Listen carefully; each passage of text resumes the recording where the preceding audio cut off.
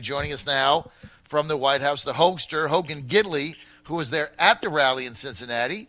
And we had to get him up. Because, they got back very late last evening. So, Hogan, great to have you with us.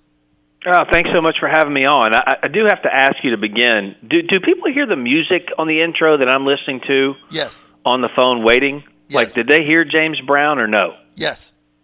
Okay, that's incredible. You have the best bump music I think I've ever heard. I think it was Johnny Cash last time, James Brown this time. Kudos to your producer or whoever makes that decision. That's Kiara. She is in charge of the music, and she's revamped it since she's been with us. And I will let her know that. Well, James Brown is so good. So I'm glad it's good to start the day with a good little James Brown. I know it gets you fired up, right? Sure does. Even though we only play it for about a minute and 15, minute and 20, kind of gets you fired up. But good. Talking about music, you had great music last night at the rally. I know you were there, Hogan. I wasn't there. I saw it on TV. I'll be at the one in New Hampshire. But wow, I mean, what a great rally, and what great economic news again today. 164,000 new jobs, unemployment 3.2%, wages up 3.2%, interest rates down. Obviously, we just got a cut again. I mean, this economy just booming along. Absolutely. I get asked pretty frequently how I'm doing in this position. How are you doing? How are you feeling? And my answer always is, I'm always tired, but I'm never tired of winning. And this is another great example this morning of how the president's policies have put us in a position of success. This is something we haven't seen in the 8 years under Barack Obama, with the tax cuts, the tax code restructuring, the deregulation. You're seeing what conservative Republican policies actually do for a country, and it makes it grow exponentially. You mentioned the full employment, basically. There are more jobs out there now than people to fill them. So more people are employed in this country than ever before, and it's all because of this president. And I heard you ask kind of a rhetorical question, how does this president not get reelected? Well, it's going to be difficult for any Democrat who wants to run against the successes of this administration, especially when they're pushing a platform of, repealing the tax cuts, making people pay more out of their paycheck into the government, infanticide, open borders, Green New Deals, making America socialist. I mean, that's what they're pushing for here. Anti-Semitic behavior and beliefs. That's what the left is all about, and we're starting to see that play out in real time. And this president's on the right side of where we need to be as a country. He loves it. He wants to see her succeed. He wants to see everybody in this country, regardless of race, regardless of religion, regardless of gender or belief. He wants you to succeed, and he's put policies in place so you can do just that, and we're seeing the fruits of his policies now. No question about it. Another great month in July. Let's get to the tariffs. The president kind of had enough. I just had Curtis Ellis on a moment ago. President's basically had enough. Lighthizer, our trade representative, and Stephen Mnuchin come back from Shanghai. Basically what they tell the president is, look, there's no negotiation. It's not serious. They reneged on some of the deals they made. This is what the Chinese have been doing for 50 years. They've been ripping us off. So the president says, look, I've had enough. We're going to go with another 10%. Now, everything they send over is tariffed. Of course, the Wall Street, Goldman Sachs, Wall Street Journal propaganda machine comes out immediately and says it's going to be some sort of an economic collapse because somebody can't sell soybeans, tax on consumers. But here's the bottom line. Since the 25% tax on China, inflation has not gone up because the Chinese government, Hogan, is subsidizing the cost of production. So they just subsidize them more in order to continue to sell their goods here. So the whole thing's a lie. And this is the first time we've had a president who stood up to them. Am I right? 100%. I often harken back to my days as a political consultant for candidates running for office, and I hear so many times people say, we want free trade, we want fair trade. Well, the free trade always comes. It's the fair trade that never really seems to take hold, and it's Right. because we have so many people in office that don't have the backbone and the strength and the bravery of this president to stand up to China and say, you've been cheating, everyone in the world knows it, but no one's going to call you out on it. I will. That's what he's been doing. He's trying to protect American businesses, American industries, American workers, and you're seeing that play out, and that's what's so good about what the president wants to do is it's a protection for our people first. It's fine to have a deal with China. He said, President Xi and him are friends. He wants to work out a deal. No one should be losing. The economy is big enough that we can all succeed, but we can't do it at the expense of the American people, and that's what's been allowed to happen for so long. That's what the president's trying to fix here. What did you think? Look, and the Chinese are going to have to react to this because I want to get your thoughts on something else. He does the tariff, and immediately Kamala Harris comes out yesterday with a press conference and says that this is a consumer tax, and if she's president, she'll get rid of all the tariffs. How do you negotiate under that circumstance? How do you negotiate with the Chinese when you've got a leading presidential candidate trying to influence the election by saying, hey, if I become president, there'll be no tariffs, and things can go back to the way they were, and you can continue cheating us? How's that work? Well, look, the Democrats' agenda is interesting as it relates to taxes, because that comment you just said, I read some of that this morning about some of the things you said about taking off that's a tax, but yet they want to get rid of the president's tax cuts, so that would increase your taxes. Then they want to talk about a socialized takeover of your Medicare system, your healthcare system, to not allow you choice to force you into a government system that will raise your taxes. So they're going to raise taxes infinitely on the American people.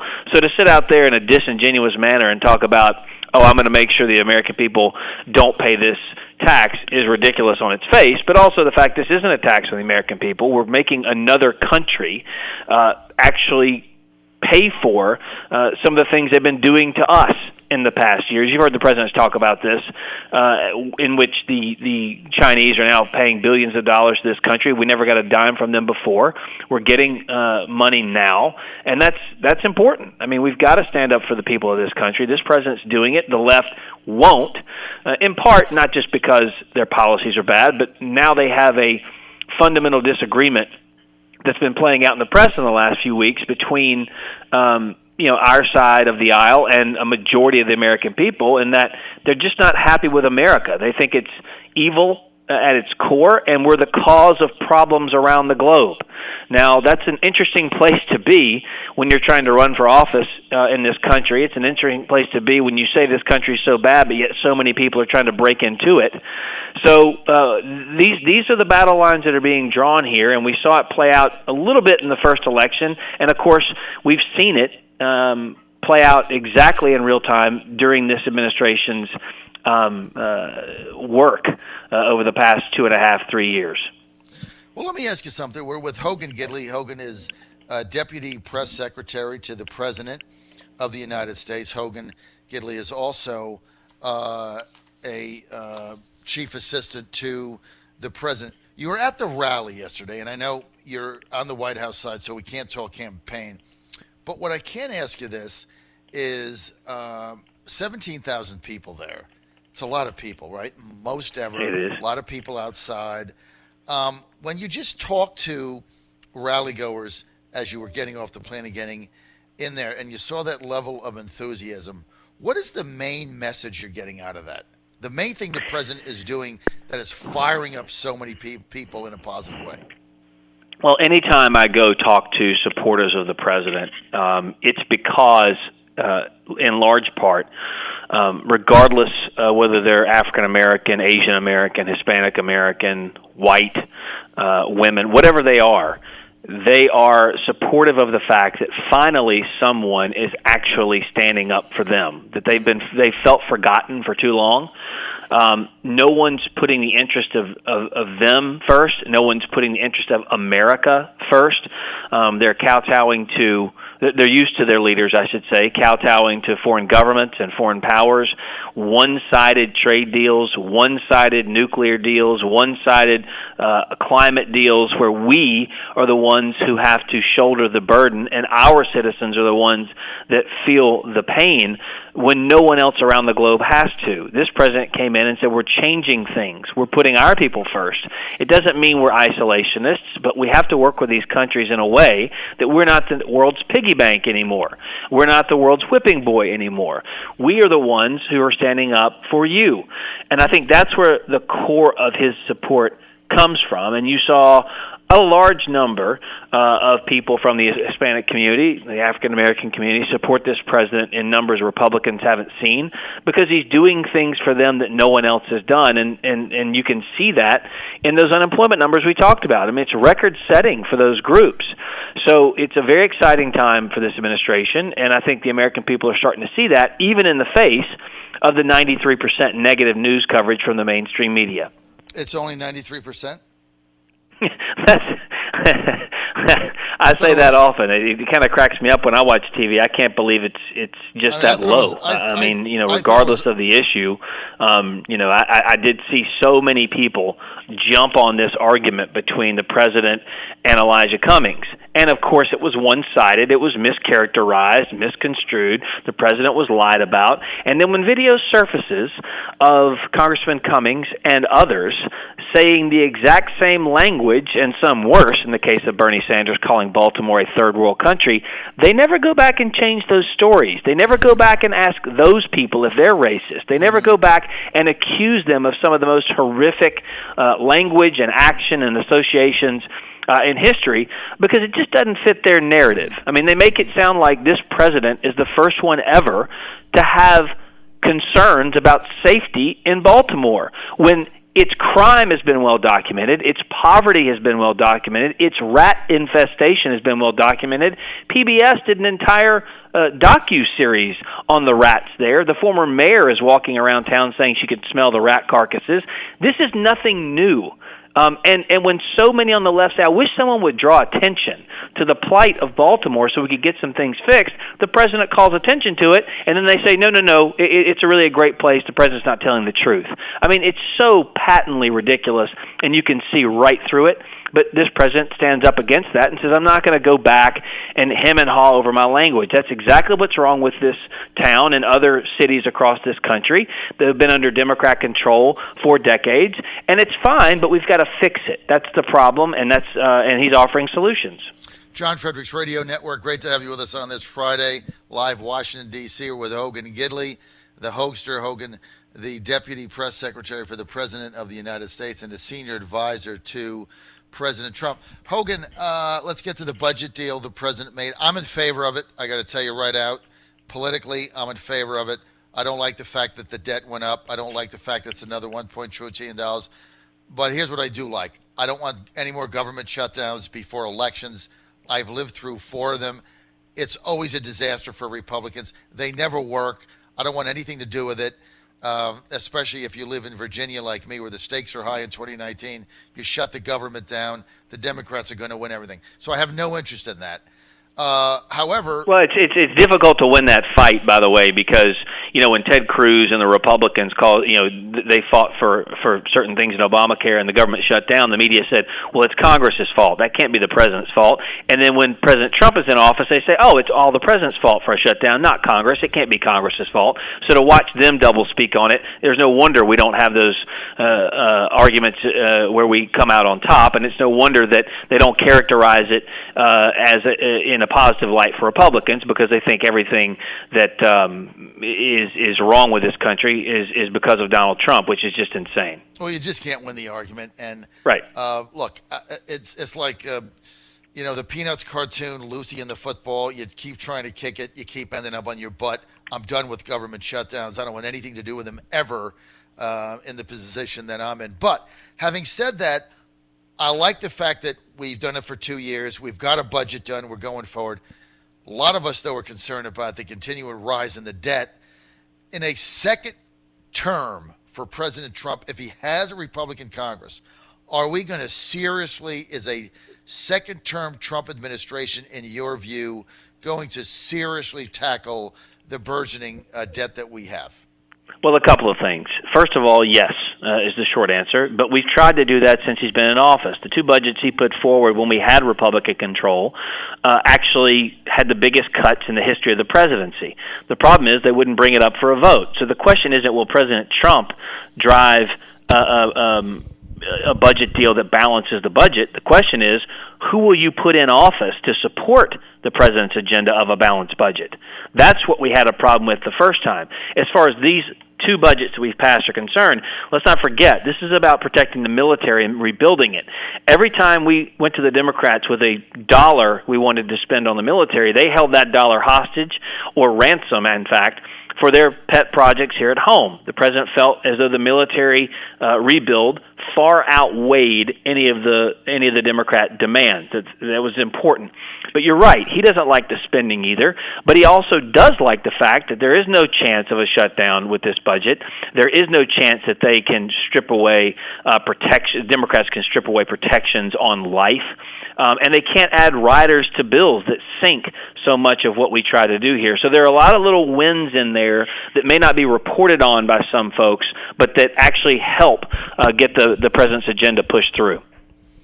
All right, so you're confident if we can get a second term and we can get a Republican Congress and a Republican House, because I think they're gonna definitely hold the Senate. Again, I hope it's going to be part of the president's platform. Now, whether we can get Congress on board or not, it's a different subject. Right. That's a question you're going to have to ask your congressional candidates and congressional leaders when you have them on the show, because that's something the president definitely wants to do. And he wants to do it. He's going to try to do it. And also, to your point earlier, he did put forth a budget that had the biggest cuts in a very long time, I think, in history, and that never got out of committee. It never got to a vote. Nothing happened with it. So, of course, yeah, I think so. For those that are, I've got listeners that are very upset about this budget deal, and they think, I've had callers who have said, "Look, the president sold out to the liberals, and we have to stand tough on this budget."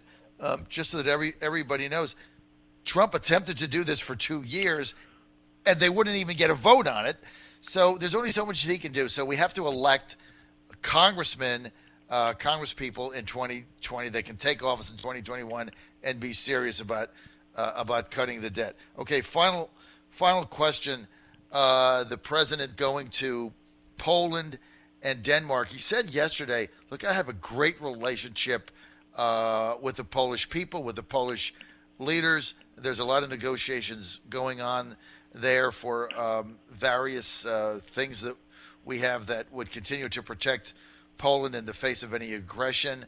Define that relationship for us, Hogan, if you will. It's a good look. It's a good one. The president gave one of his most seminal speeches in Poland early on in his administration, and it's funny that you bring that up, because the speech he actually made was one in which he called out Russia for election meddling, but still, that goes unreported. Regardless of that, the relationship is special. We understand that they're really excited about the United States coming, and they've done some special things for us, and we're real happy and excited to head over that way. And look, the president has good relationships across the globe. He has strengthened the United States relationship with our partners and allies. He's created even some new ones with people like Kim Jong-un and others.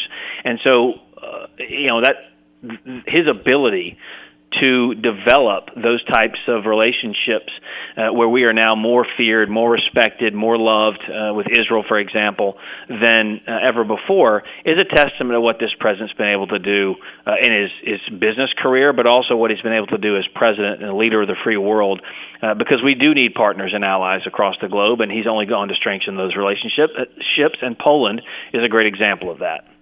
Okay, Hogan, you've got to go. Final question. Are you going to the rally in New Hampshire on August 15th? I believe so. So. I'll be Good. with him in Bedminster most likely, and then I'll probably head with him up to that rally, I think. All right. Excellent. Well, if you're there, let's hook up. I'll be there. I'll be there for 3 days, 14, 15, 16. I'll be live at the rally, and I'm looking forward to that. And so I will see you there, and the John Fredericks Show will be in New Hampshire that week for the big rally coming up. Also, if you hadn't heard, Hogan, I know you have. You can't comment on politics, so I just throw this out. You don't have to comment. But if you haven't heard, As you know, I do my show at Corey Lewandowski Galactic headquarters here in D.C., and I believe he is going to run for the U.S. Senate in New Hampshire, and I believe if he does get in, he's going to win. And so that, my friends, is going to be so much fun following this campaign. If you thought the Trump campaign was fun, oh my God, this is like mini Trump campaign number 2 in New Hampshire. I'm so excited. I have to go up there for a week. So Hogan, thanks for being with us. Thanks for being with us on the John Fredericks Show. Have a great one.